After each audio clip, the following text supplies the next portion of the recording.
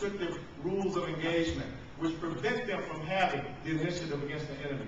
You just saw in Marjan, Helmand Province, where the Taliban would come out and drop their weapons and walk out and taunt our soldiers and go away to fight again. That would not happen under my command if I was commander.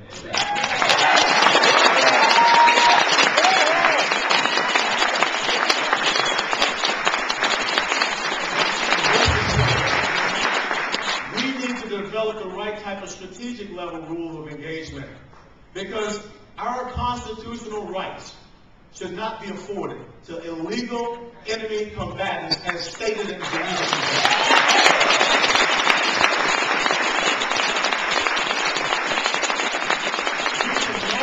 Allow this enemy to come in and use this new tactic of lawfare, which most of the people standing here know that is how they continue to try to get you to shut up.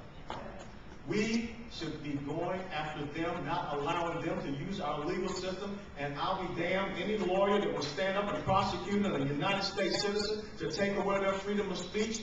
They are not my brother, they are not my sister, they need to pack up and leave this country.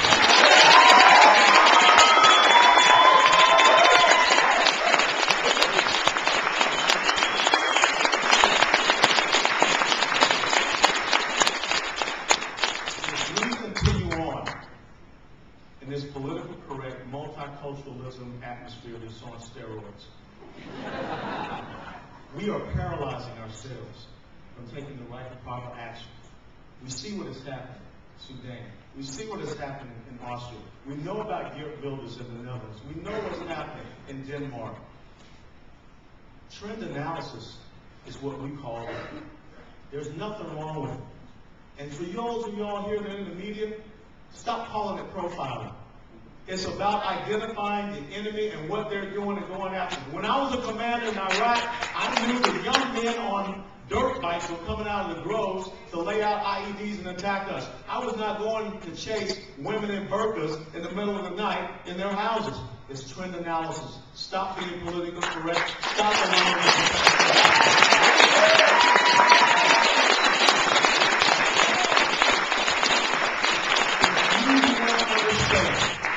that the reality of your enemy must become your own. We can continue in this state of denial. When I read the Fort Hood attack based upon what Major Hassan did, I was absolutely appalled. When I stood there and watched the Sunday show, when General Casey, Chief of Staff of the Army, said he was more so concerned about diversity being a casualty than the loss of the 13 soldiers in Fort Hood, Texas, we have problems in the leadership in these United States of America.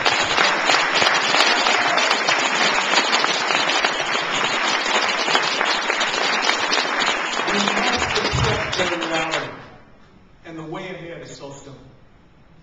You've got to get the right type of leadership in this country, because that's what it's about. We've got to get the right type of leadership across Europe. We've got to get the right type of leadership that will not be afraid. Members of the media, stop attacking Jews and Christians. Stop being afraid of this enemy. Show the same type of vehemence that you want against your fellow Americans, against them. Because let me tell you something, 30 to 40 years from now, if they're successful and they have control of this country, there will be no free media. There will be no free speech. There will be no freedom of expression. And guess what? You will have been complicit in this because you are too much of a coward.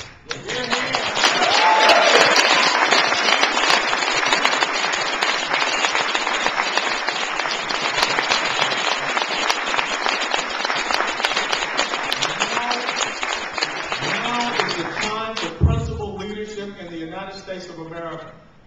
Because as the quote that Elizabeth has taken from me, when tolerance becomes a one-way street, it leads to cultural suicide. When I am able to fly to Saudi Arabia with my Bible in hand, with my cross around my neck, to go to Mecca and go to a church, then guess what? We're good to go.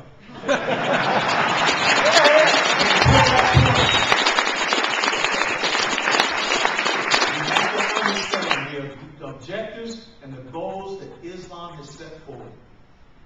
We have to be proud of who we are.